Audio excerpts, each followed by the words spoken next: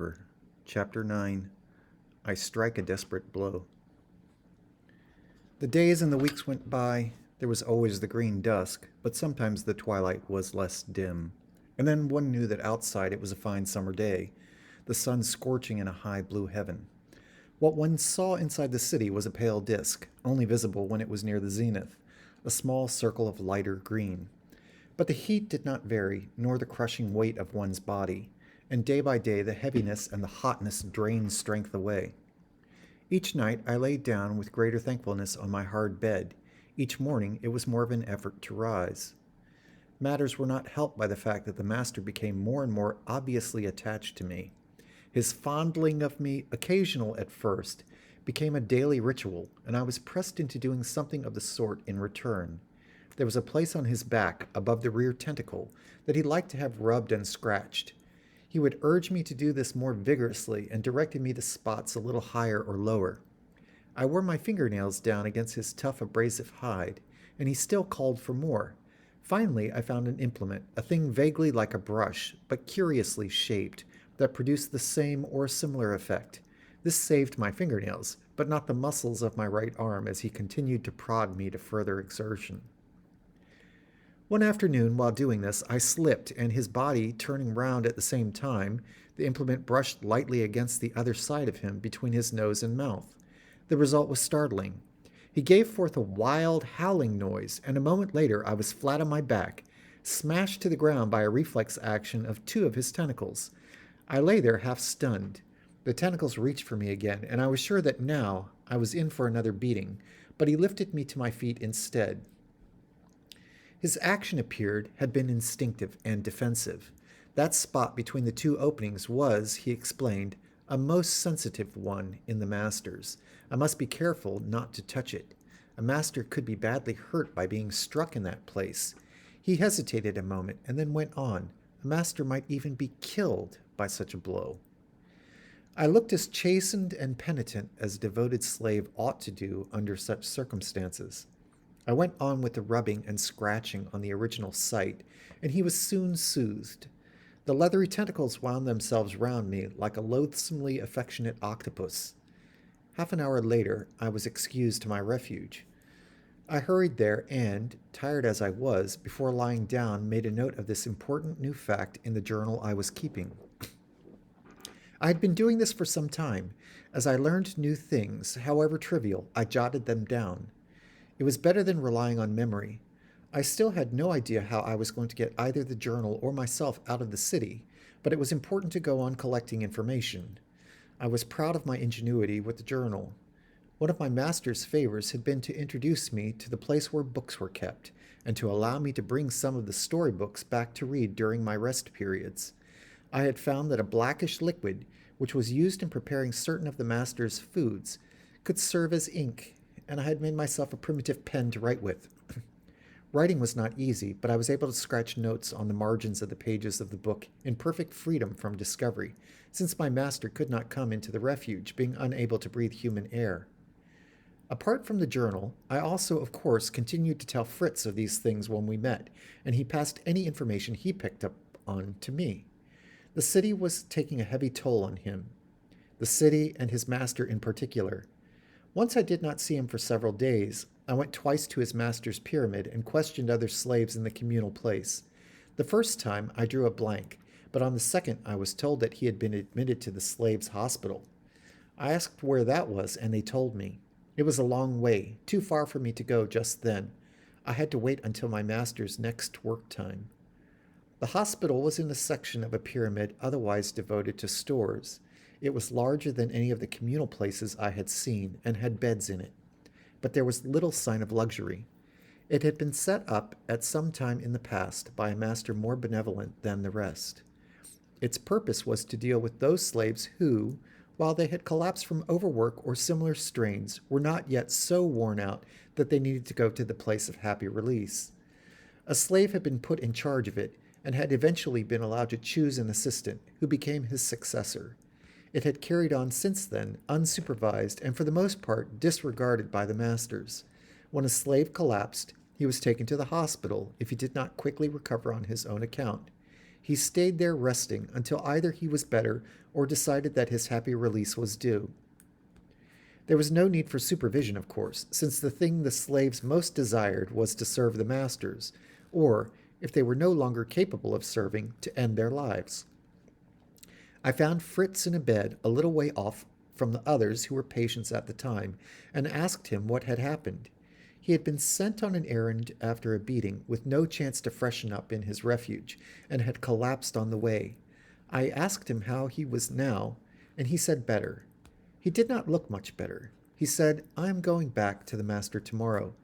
If he has taken another slave, then I will go to the choosing place to see if another master wants me, but I do not think any will. There is a new batch due shortly from games they hold in the East. They will not want one as feeble as I am." I said, "Then you will go into the general pool? It may be better." "No," he shook his head. "Only the new ones who are unclaimed do that." "Then the place of happy release," I said, horrified. "They can't make you do that." "It would seem strange if I did not want to do it, and we must do nothing that seems strange." He managed a poor sort of smile. "I don't think it will happen. The new ones have not yet arrived, so my master will wait also. He will take me back for a while at least, I think, but I must not stay here longer than is necessary." I said, "We must do more about finding a way out of the city. Then if something like that did happen to one of us, he could escape." Fritz nodded. "I have thought of that, but it is not easy. If we could get into the hall of the tripods and steal one, we might be able to find out how to work the mechanism that drives it." "I do not think there would be much chance. They are twice as tall as we, remember, and all the things they use in the city, except those like the carriages, which are designed for us to work, are out of our reach. And I do not see how we could get into the hall of the tripods. We would have to go through the entering place, and we would have no excuse for being there." "There must be some way of escaping." Fritz said, "Yes. We have learned many things that Julius would like to know. One of us must get back to the White Mountains." On my way back from the hospital, and later, I thought about Fritz. If his master had taken another slave, after all, and refused to have him back. Even if not, he was so weak and growing weaker. It was not just the beatings. His master deliberately gave him tasks that were beyond his strength. I tried to remember the time, not so long before, when I had resented him for usurping, as it seemed, Henry's place on our expedition. Now, although we saw each other only at intervals and for brief periods, I felt closer to him than I had ever felt to Henry or Beanpole, as though we were brothers. One enjoys friendship most when dines are good, when the sun shines and the world is kind. But it is the sharing of adversity that knits men together. We are both slaves of these monsters, and of all the slaves in the city, only we two understood what was being done to us. That they were monsters we were forced to serve, not gods whom it was a joy to wait on. The misery of this was a bond uniting us. I lay awake a long time that night, worrying about him and trying to plan some way of escape from the city. It was he, plainly, who would need this first. All sorts of crazy notions flitted through my head, such as scaling the inside of the golden wall and cutting a hole through the glass-like stuff that formed the dome. I lay and sweated and despaired. The next day I saw Fritz again. He had left the hospital and his master had taken him back. He had beaten him again already. The urgency of discovering a way out had retreated, but not far. I had wondered at one time why the masters had taken the trouble to learn our languages rather than make the slaves learn theirs, but it was obvious, really. The masters lived far, far longer than normal men, and the slaves in the city were mayflies by comparison. A slave would be worn out by the time he could understand enough to be useful. There were other factors, too, I imagine. By this means, the masters retained a privacy of expression amongst themselves. It was also true that they had a way of learning which men did not. They did not need books, but somehow passed knowledge from mind to mind, and so it was easier for them to acquire skills of this kind. My master spoke German to me, but he could speak to other slaves from different lands in their language. This amused him, the division of men into different races that could not understand each other. The masters had always been of one race, it seemed, solitary in themselves, yet part of a unity that men, even before the masters came, had shown small signs of achieving. Like other human things, apart from amusing, it was also in a way attached to him, attracted to him.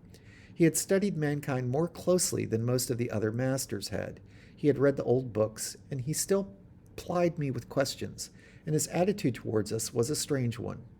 It combined contempt and disgust, fascination and regret. This last came to the fore when he was in one of his melancholy moods, minor phases of the sickness, and stayed for long periods in the garden pool inhaling gas bubbles. It was during one of these phases that he told me something more about the plan.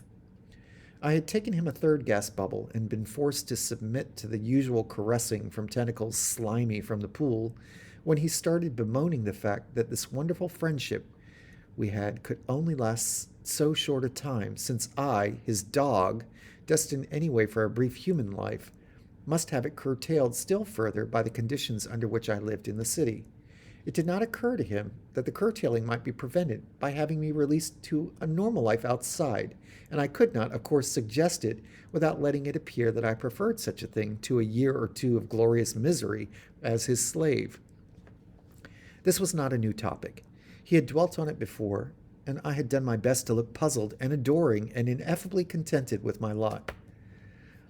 On this occasion, though, the professed unhappiness about my approaching death turned into a form of speculation and even doubt. It began on a personal level. He had asked me again about my life before I came to the city, and I painted for him the picture, a combination of truth and falsehood, that I had outlined before. I am sure that sometimes there were inconsistencies, but he did not appear to notice them. I talked of children's games we had played, and then of the Christmas feast, which I knew was roughly the same in the South as it had been in Wharton, except that in the mountains there was more likelihood of snow. I told him of the exchanging of gifts, the service in the church, and the feast after, the roast turkey stuffed with chestnuts and surrounded by glistening brown sausages and golden potatoes, the flaming plum pudding. I described it with some poignancy, because my mouth, despite the heat and my growing weakness, watered at the thought, contrasted with the dreadful food that kept us alive here. The master said, "One cannot share another creature's pleasure, even a lower creature's, but I can tell that this was a joy to you. And if you had not won at the games, you would have gone on having such joys through many years. Do you ever think of this, boy?" I said, "But by winning at the games, I was permitted to come to the city, where I can be with you, master, and serve you." He was silent. The brownish mist had finished rising from the gas bubble, and, without being bidden, I rose and brought him another. He accepted it, still silent, put it in place, and pressed it. As the mist rose, he said, "So many of you, year after year. It is a sad thing, boy, but nothing compared with the night feeling that comes when I think of the plan. And yet it has to be. This is the purpose of things, after all." He paused, and I remained quiet, and eventually he began to talk again. He talked about the plan. There were, as I have said, several differences between the world from which the masters came and the earth. Their world was bigger, so that objects on it weighed much more, and also were hotter and wetter. These were things that did not greatly matter. In the city were machines that made the heaviness that I knew only too well, but the masters could have lived without them. The present heaviness was less than had existed on the home planet, and they or their successors could learn to live naturally on a world like this.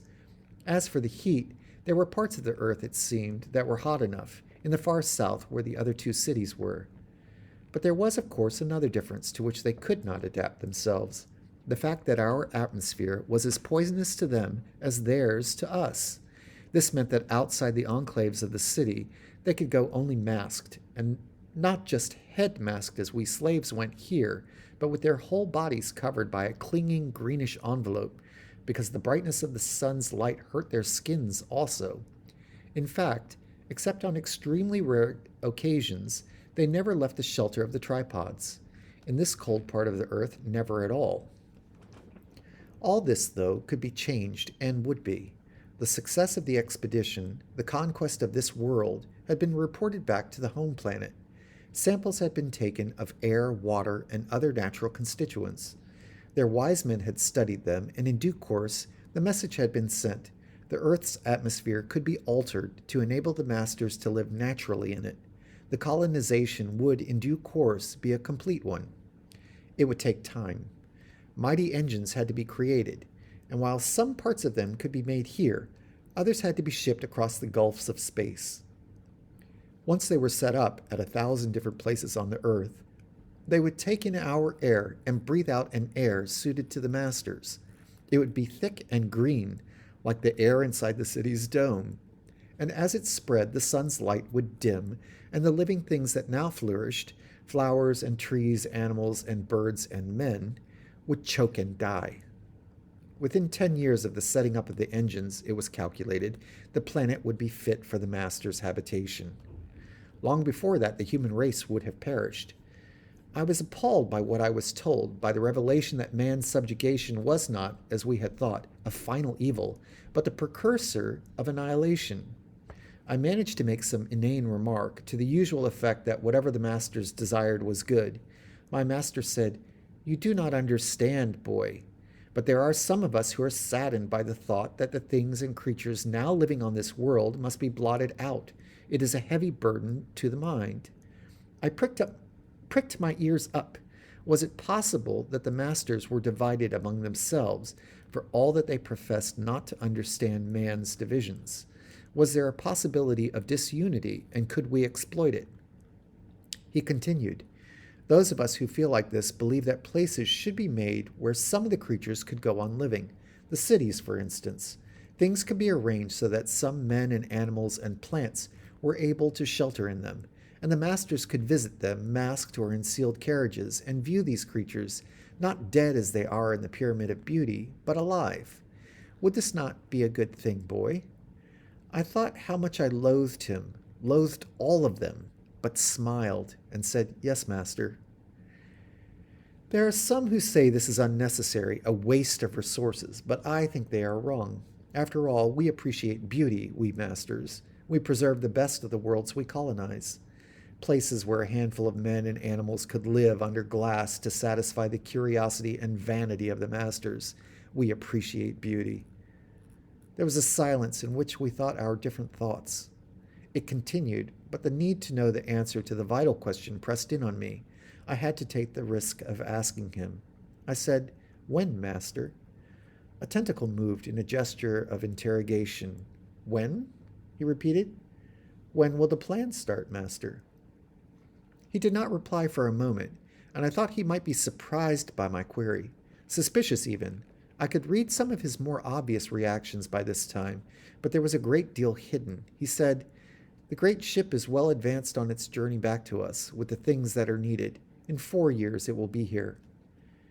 4 short years before the engines began to belch out poison. Julius, I knew, had been assuming that we had time enough, that the next generation, or the one after that, might carry the campaign we had started to a final success. Suddenly, time was an enemy, as implacable as the masters themselves. If we failed, and an attempt had to be made next year, we should have lost a quarter of the cruelly short interval in which it was possible to act. The master said, "It is a splendid sight when the great ship glides through the night like a shooting star. I hope you will see it, boy." He meant that he hoped I would live that long. 4 years represented a very good span of life for a slave in the city. I said fervently, "I hope so, master. It will be glorious and happy moment." "Yes, boy. Can I bring another gas bubble, master?" "No, boy. I think I will eat. You may prepare my table." Fritz said, "Then one of us must get away." I nodded. We were in the communal place at Fritz's pyramid. There were 6 other slaves present, 2 of them playing a game of cards. The remainder lying flat and not even talking. It would be the beginning of autumn in the world outside. The air this morning would have a nip in it, perhaps after an early night frost. In the city, the sweltering heat did not change. We sat apart and talked in low voices. I said, "You haven't found anything, I suppose?" "Only that the Hall of Tripods is impossible. The slaves who work in the entering place have nothing to do with those inside the city. They are ones who were not chosen by masters, and they envy those whom they pass through into the city. They would not let anyone through in the opposite direction. If we could trick our way in, attack them. There are too many of them, I think. And there's another thing." "What?" Your master told you about the tripod being destroyed. They know there is some danger, but they think it is only from the uncapped boys. If they find out we managed to get into the city wearing false caps, they ought not to have that warning. But if one of us escapes, I argued, won't that be enough to warn them anyway? None of the truly capped would want to leave the city. Except through the place of happy release. There are no checks on who goes there. It must seem as though that is what has happened, and therefore the escape must be secret. Any kind of escape is better than none. We have to get this news to Julius and the rest. Fritz nodded, and I was conscious again of his thinness, his head, although gaunt, large against the frail stalk of his neck. It must be he who escaped, if only one could do so. With the master kind by their standards, I could hold out for a year or more. He had said he hoped I would see the great ship returning in its glory, but Fritz would not live through this winter unless he got away. That was certain. Fritz said, I have thought of one thing. What is it? He hesitated and said, Yes, it is better that you should know, even if it is only an idea. The river. The river? It comes into the city and is purified and made right for the masters, but it flows out also. You remember that we saw from the tripods the outflow from the walls. If we could find the place inside the city, there might be a possibility. Of course, I thought about it. It will probably be on the opposite side of the city from where the river flows in. Probably, though it need not be. But that is the part where the masters who do not have slaves live. One cannot search there as easily for fear of drawing attention to oneself. It is worth trying. Anything is worth trying. Fritz said, As soon as we find a way out, one must go. I nodded. There was no doubt of that, nor of whom the one should be.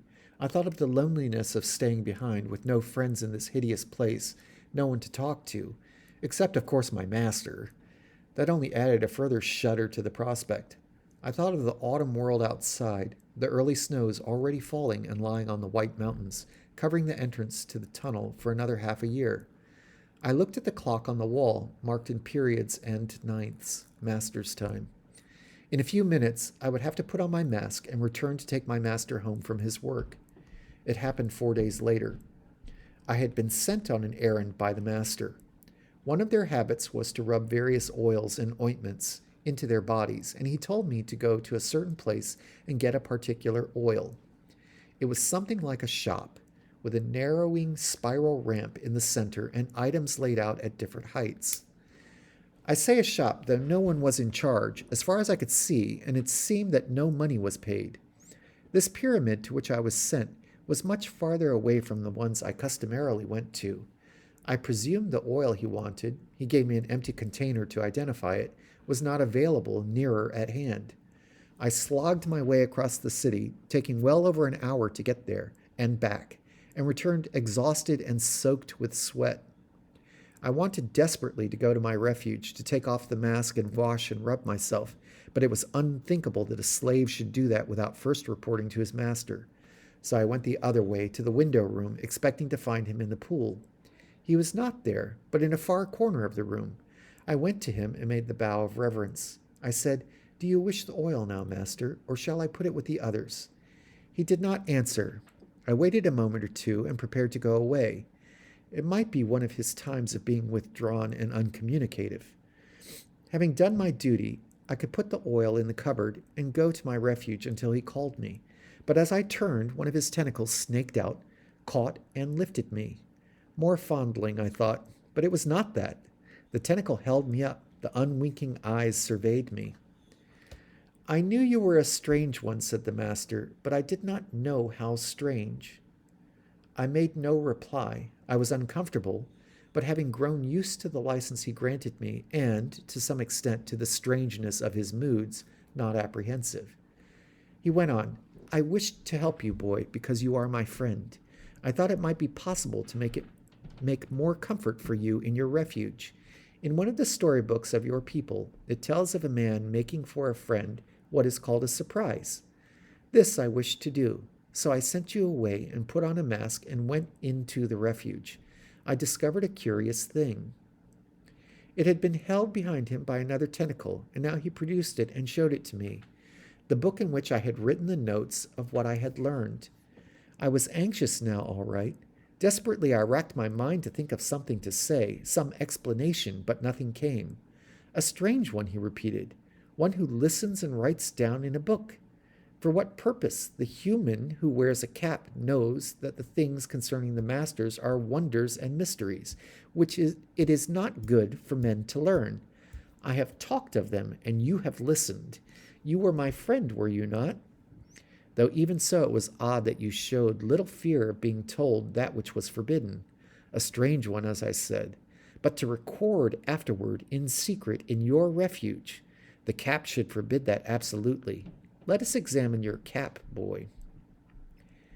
Now he did what I had feared might happen on the day he beat me, the day he called me back and told me I was to be his friend. While a tentacle held me in mid-air, a second one moved to the lower part of the mask, where the material was soft, and its hard tip probed upward. I wondered if it would break through the material so that I would choke in the poisonous air, but it did not. I felt the tip narrowing to needlepoint, but hard and precise, run over the edge of the false cap I was wearing. It probed and plucked. Strange indeed, said the master. The cap is not married to the flesh. Something is wrong here. Very wrong. It will be necessary to investigate.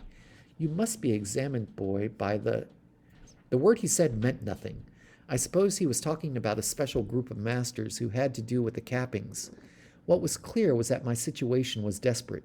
I did not know whether they could read my mind under examination or not, but at least they would know of the existence of the false caps and be alerted against our enterprise. They would obviously check all other slaves in the city, in which case Fritz too was lost. It would be useless to fight against him. Even fully fit, with normal weight, a man was no match for the strength of the masters. The tentacle had me round the waist, so that my arms were free. But what was the good of that, unless... The central eye above the creature's nose and mouth stared at me. He knew something was wrong, but he did not think of me as a danger. He did not remember what he had told me once when I was rubbing him and my arm slipped. Master, I can show you. Bring me closer. The tentacle moved me in toward him. I was no more than 2 feet away. I canted my head to the right, as though to show something concerned with the cat. That movement hid the start of my next one, until it was too late for him to parry or push me away. Bunching my muscles, I put every ounce of strength I possessed into an upward swinging right hook. It caught him where the implement had brushed him between nose and mouth, but this time with the full force of my body behind it. He gave a single howl, which broke off in mid-cry, and at the same time the tentacle holding me hurled me away from him. I hit the floor hard, some yards away, and slid to the very edge of the garden pool. I was barely conscious as I staggered to my feet and almost fell into the steaming waters. But the master had keeled over as he threw me. He lay there prone and silent.